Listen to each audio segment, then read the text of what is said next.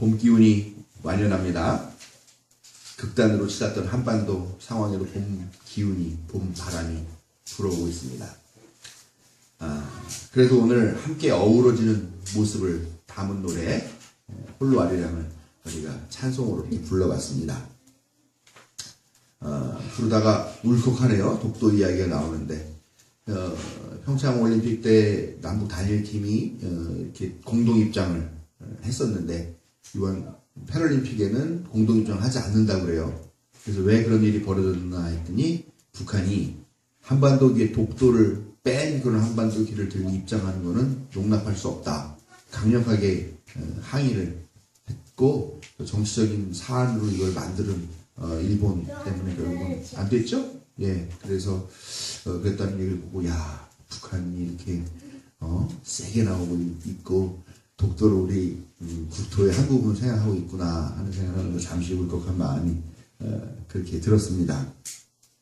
화해하게 하시고 또 하나 되게 하셔서 총과 칼을 녹여 쟁기와 삽을 만들고 탱크와 전함을 녹여서 굴삭기를 만들고 불도저를 만들고 그렇게 역사하시는 평화의 하나님이 평화의 사도로 부르신 것에 응답하여서 교회에 나와 감사의 찬양을 올리는 우리 성도 여러분들에게 크신 은혜와 자비를 베푸시기를 성업의 성자 성령의 이름으로 축원드립니다. 예, 고난 주간을 지금 보내고 있습니다. 고난 주간을 보내는 게 아니죠. 사순절기를 보내고 있습니다. 그러면서 우리가 예수님의 고난을 그렇게 묵상하게 되는데요. 이렇게 고난을 준비하고 또 죽음을 준비하고 부활을 준비하는 이 기간 중에 사방에서 신음소리가 들려옵니다. 특히 성적인 차별과 착취, 희롱에 시달렸던 여성들의 부르짖음이 하늘에 닿고 있습니다. 그 여성들의 신음과 부르짖음 소리를 들으면서 예수님의 고난과 크게 다르지 않겠다 하는 그런 생각을 한번 해보게 됩니다.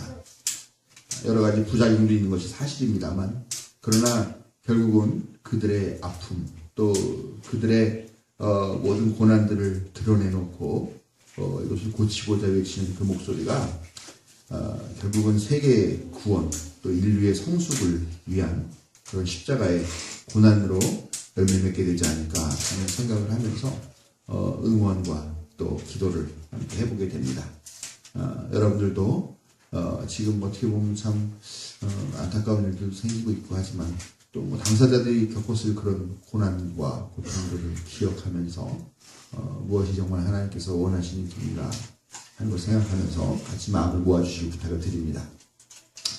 예수님의 고난의 여정이 시작이 되었습니다. 옥합을 깨뜨린 여인에 대해서 지난주에 설교를 드렸고요. 그것을 또 보고서 예수님을 팔아 넘겨야 되겠다라고 작정한 그런 가룟 유다의 이야기가 오늘 읽은 본문 전에 언급이 되고 있습니다.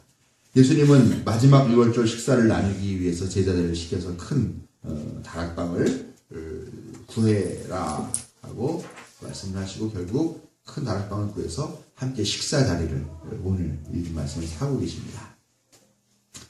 이제 함께 다 같이 모여서 식사를 하는 중이죠. 이런저런 많은 이야기가 오갔을 텐데 그런 이야기들 하나도 언급 안 하고 마가복음은 예수님께서 정말 뜬금없이 밥 먹다 말고 니들 가운데 한 사람 곧 나와 함께 먹고 있는 사람이 나를 넘겨줄 거다. 나를 팔아넘길 거다. 나를 배반할 것이다. 라고 그렇게 말씀하셨다고 그렇게 전하고 있습니다. 그 말을 들은 제자들의 마음은 어땠을까요? 오늘 예배를 마치고 저랑 같이 공동 식사를 위해서 하고 있는데 같은 한 상에 둘러 앉아서 먹고 있는데 제가 그 앉아있는 사람들한테 여러분들 중 하나가 오늘 나를 배신하고 나를 욕되게 하는 그런 일들에 넘겨줄 건지 알고 계십니까? 하고 그런 말을 여러분들에게 했다면 여러분들은 어떤 기분이 드셨을 것 같아요? 나는 아니야 이렇게요? 네. 순간 정적이 흘렀겠죠. 이 사람이 미쳤나? 맛있게 밥 먹고 있는데 이런 소리를 해 하면서 밥맛이 하면 뚝 떨어졌겠죠. 그런 상황에서 다들 어이가 없어 우리 누군가 예수님께 묻습니다. 나는 아니죠? 그 말을 듣고 예수님이 말씀을 이어가시죠. 너는 아니야. 그런 말씀을 하시는 게 아니라 12명 가운데 하나다. 나와 같은 대접에 지금 빵을 적시고 있는 사람이다. 근데 그게 누구였는지는 오늘 말씀에는 나오지 않습니다. 근데 아마 그런 생각을 할 것 같아요. 12 가운데 한 명이다. 지금 나와 같은 대접에 빵을 적시고 있는 사람이다. 그럼 뭐 한 테이블에 한 대여섯 명 같이 앉았을 텐데 같이 빵을 적실려다가 깜짝 놀라가지고 얼른 손을 집어넣는 쟤들 있었을 거고 빵을 적시고 있는 중에 깜짝 놀라가지고 그 빵 확 놔버린 그런 제자도 있을 것이고 아무튼 다들 놀라고 당황하고 이게 뭔 소리일까 하면서 그나마 밥맛 떨어졌는데 이제는 빵에 손도 대지 못할 그런 정말 썰렁한 분위기가 되지 않았을까 하는 생각이 들어요. 근데 오늘 말씀을 보면서 아무래도 이상해요. 정말 이상한 게 여러분이라면 이런 상황에서 뭐라고 말씀을 하실 것 같냐라는 겁니다. 여러분, 우리 사랑하는 좋은 만남교회 교우 여러분들, 저랑 같이 밥 먹고 계시는 분 중에 한 사람이 오늘 저를 아주 심한 굴욕적인 그런 상황에 저를 내몰 겁니다. 여러분들이 저를 욕되게 할 거고 저를 심지어 죽기까지 할 겁니다. 여러분 중에 한 명입니다. 이런 말을 한다면 반응이 나는 아니죠. 가 아니라 우리 한정원이 말씀하신 대로 나는 아니에요. 근데 어떤 놈이에요 도대체 그 놈이? 우리의 주인이시고 우리의 스승이신 예수님을 팔아넘기고 예수님을 죽음으로 내몰겠다고 하는 그 놈이 도대체 어떤 놈입니까? 아시다면 빨리 여기에서 공개를 하시고 아주 요절을 냅시다. 이렇게 얘기를 하는 게 맞을 텐데 아무도 그런 말을 안 하고 설마 저는 아니죠? 저는 아닐 것 같은데요? 나는 아닙니 다가 아니라 나는 아니죠 라고 하는 스스로도 의구심을 갖는 그런 질문을 오히려 예수님께 던지더라라는 겁니다. 배신이라는 건 항상 가장 중요한 핵심 멤버들 가운데서 일어납니다. 그렇죠? 이 12명이 핵심 멤버들이라고 하면 할 수 있을 때 이 사람들 혹시 그들은 마음속에 아주 조금이라도 이제 이 사람 따라다니다가는 별 볼 일 없겠구나. 이제 떠나야 되겠구나. 하는 그런 생각들을 아주 조금씩이라도 했던 건 아닐까. 내가 이 사람 따라다니면서 왕이 될 것 같아서 그때 내가 한 자리 차지하려고 우리 형제가 따라다니고 있는 건데 맨날 죽는다는 얘기만 하고 끌려가서 고난당한다는 얘기만 하고 그러는데 이제 우리가 아무래도 잘못 짚은 것 같은데 떠나가야 될 때가 된 거 아닐까? 아마 그런 생각들을 마음에 조금이라도 했었기 때문에 나도 이제 차라리 이것저것 다 틀렸는데 이 예술 차라리 팔아먹어서 그냥 좀 내 이익이라도 좀 챙길까 하는 생각을 많이는 아니라 아주 조금이라도 했었는데 그 생각을 들킬 것 같아서 활짝 놀라가지고 저는 아니죠. 걱정해서 그렇게 자신 없는 목소리로 예수님께 오히려 질문했던 것, 반문했던 것은 아닐까 하는 그런 생각들을 한번 해보게 됩니다. 그런 상상들을 한번 해보게 됩니다. 저는 지금 예수님이 이 제자들과 나누는 이 이야기가 바로 오늘 우리들의 모습을 투영한 게 아닐까 하는 생각이 좀 섬뜩합니다. 예수님이 지금 우리에게 묻는 거죠. 너희 중 누군가가 나의 복음을 따르지 않고 복음을 배신하고 욕되게 할 거다. 그 말을 듣고 우리가 나는 아니죠. 설마 저는 아니겠죠. 너희 중 누군가는 내가 아니라 돈을 가장 사랑할 것이다. 나는 아니죠. 너희 중 누군가는 섬기는 삶이 아니라 섬김 받는 삶을 추구할 것이다. 나는 아니죠. 너희 중 누군가는 십자가를 버리고 부귀영화를 쫓을 것이다. 나는 아니죠. 너희 중 누군가는 사람을 희롱하고 억압하고 폭력을 행사할 것이다. 나는 아니죠.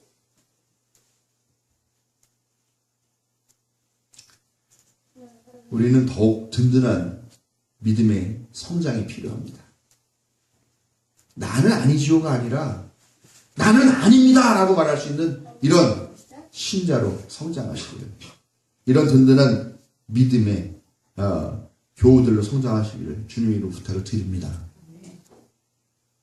주님의 이름으로 이런 부탁을 드림에도 불구하고 또 한편으로 이런 생각을 한번 하게 됩니다. 나는 절대 아닙니다.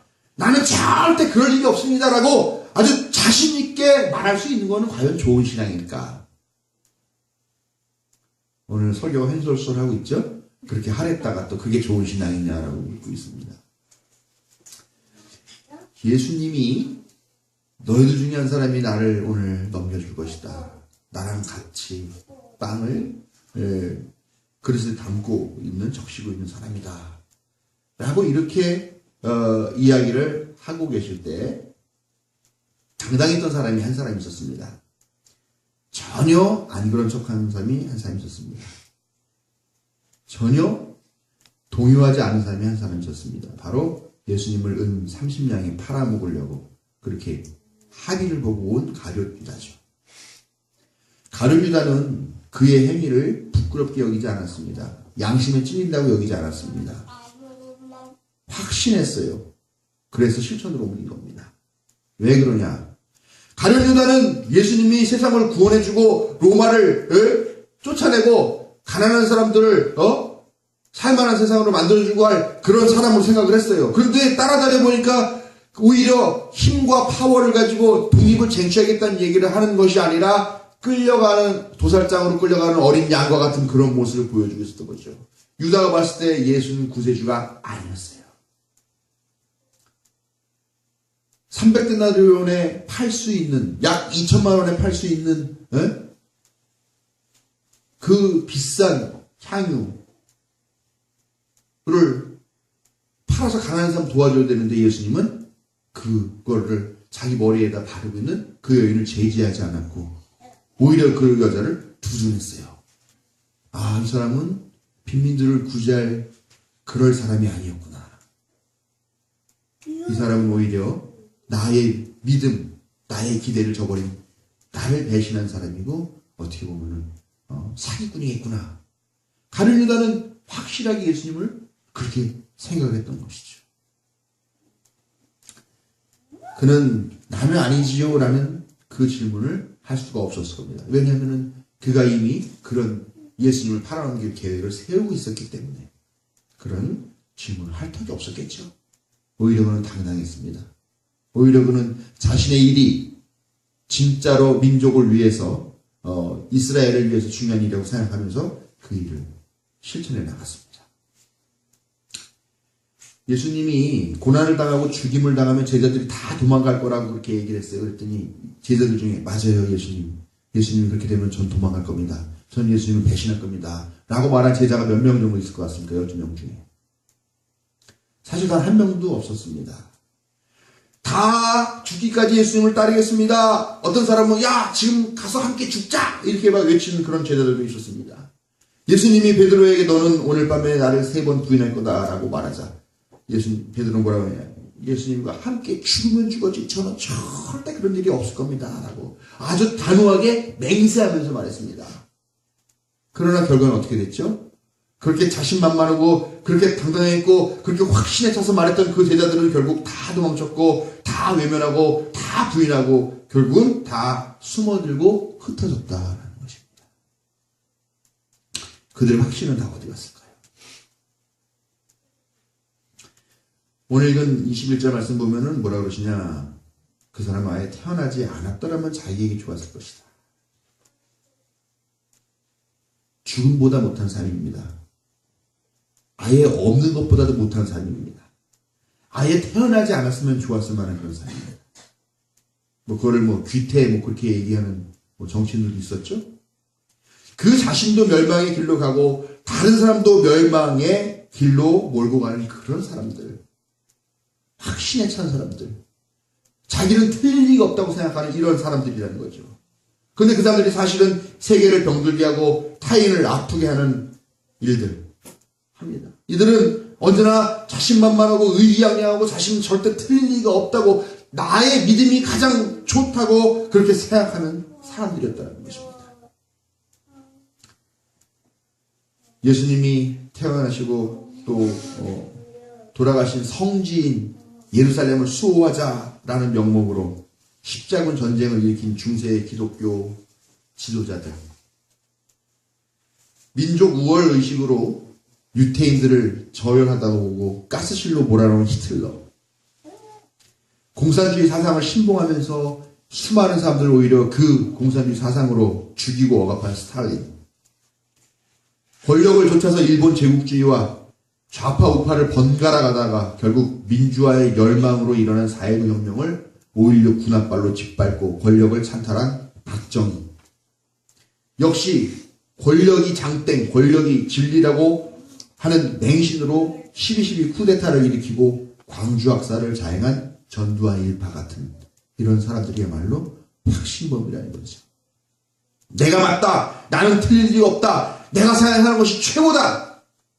나만이 이 세계를 구원할 수 있다라고 하는 그런 믿음을 가진 사람들, 그런 확신을 갖던 사람들이 오히려 수많은 사람들을 죽음과 아픔과 공포로 몰아넣었다는 것입니다. 교회를 흔들고 교우들을 떠나게 만드는 사람들, 어떤 사람인 줄 아세요?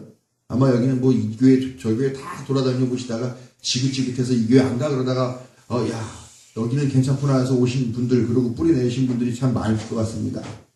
교회 안에서 말썽을 일으키고 교회 안에 사람들 아프게 만드는 사람들 보면요, 가장 자기 믿음이 좋다고 하는 사람들이 있더라는 겁니다. 예? 우리 장로님은 아니지만 그런 교회 보면은 장로가 제일 말썽이 많아요. 예? 우리 교회는 아니에요. 네.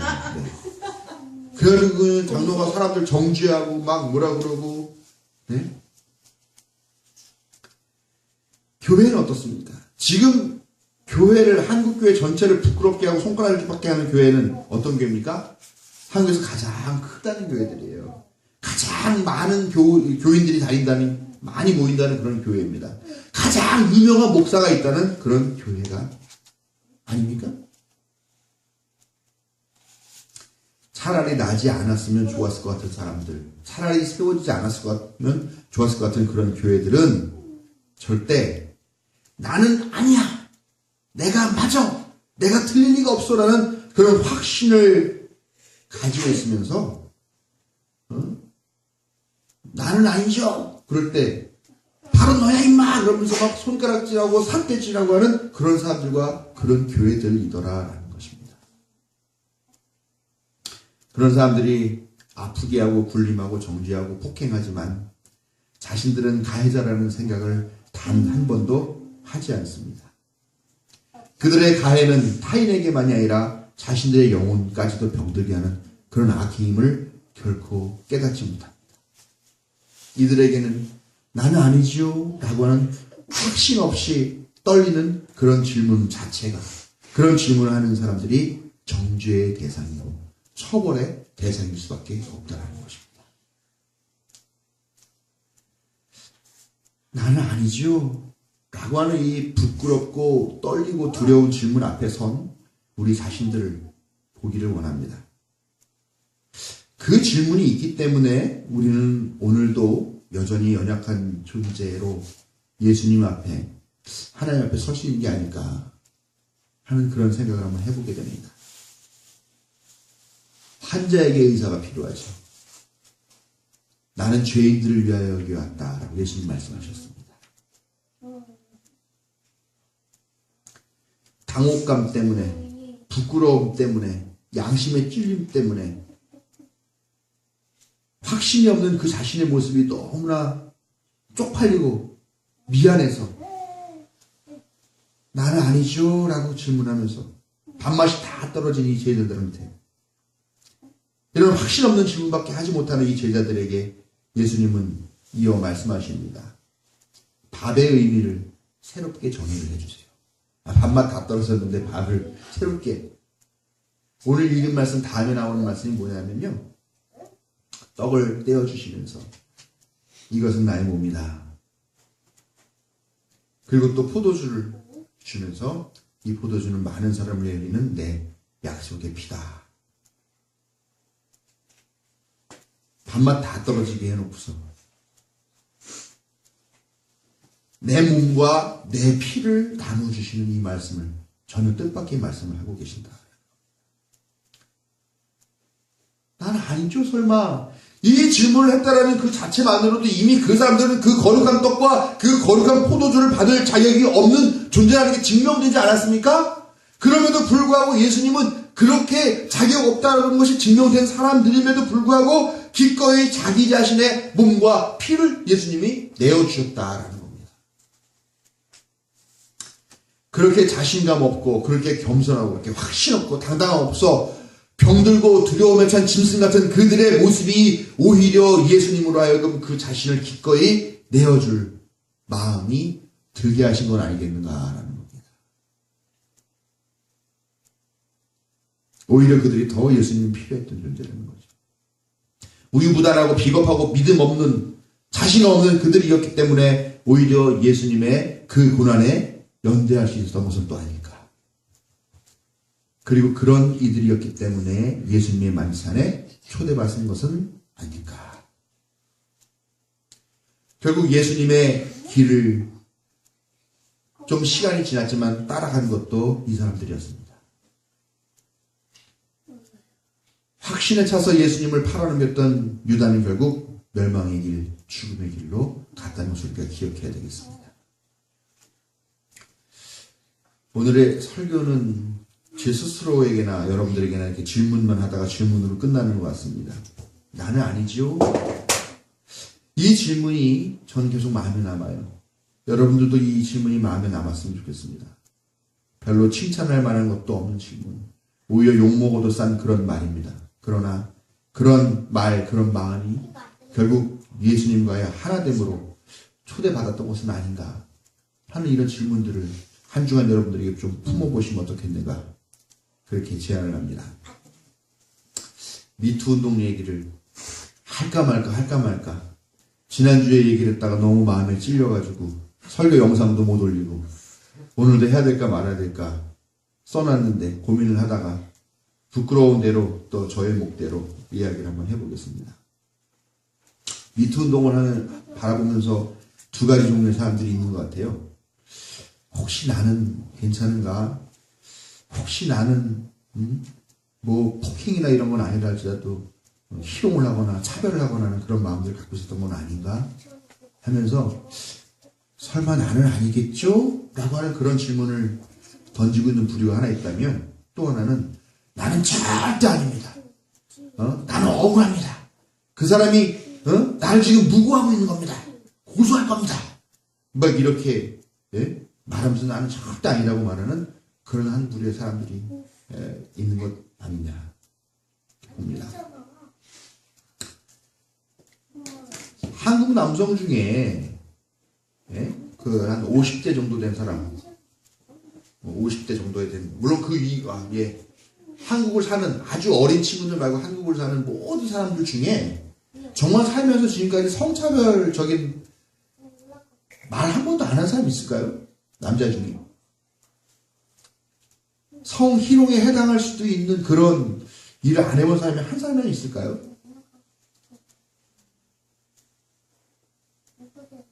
한국 여성 중에 성희롱이나 성차별이나 아니면 성추행으로까지 느껴질 만한 그런 일을 한 번도 안 당해본 여자가 있을까요?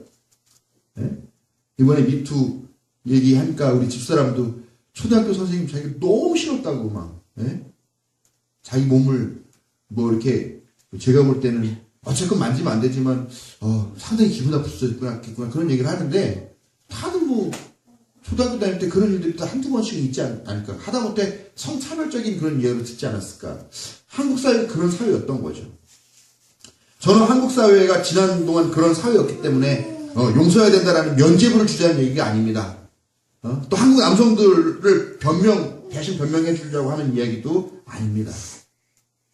피해자 없이 그냥 하나님께 난 하나님께 용서받았다라고 하는 그따위 용서가 의미가 있다는 이야기를 하려고 하는 것도 아닙니다. 맞습니다. 잘못입니다. 우리 지난 세월 잘못 살아왔어요.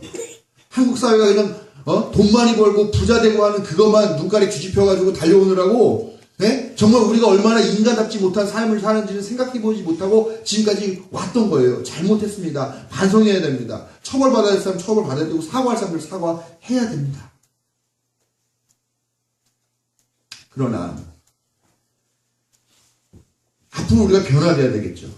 변화돼야 될 세계, 변화된 세계에 초대받아서 주역이 될 사람들은 누구냐라는 겁니다. 부끄러움에 숨죽이면서 나의 잘못을 떠올리면서 잘못했다, 실수했다, 왜 그런 짓을 했을까? 그러면서 그런 찔림에 의해서 나는 아니지요? 라고 그렇게 소심하고 부끄러운 질문을 했던 그 사람들이 저는 오히려 변화된 세계의 주역이 되어야 한다고 생각합니다.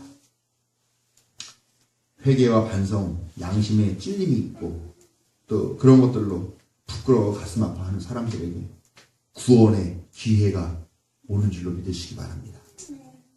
내가 죄인이라는 겸손, 내가 가해자일 수 있다는 부끄러움, 그렇기에 가능한 피해자와의 연대, 그리고 그렇게 예수님의 고난회로 연대하는 것, 그것은 바로 나는 아니지요? 라고 하는 이 질문에 담긴 뜻일지도 모르겠습니다. 행설수설하는 오늘 말씀에도 하나님의 깊은 교훈이 있기를 바라며 그 교훈을 기쁘게 받는 성도들에게 하나님의 은총이 함께 하시기를 축원합니다.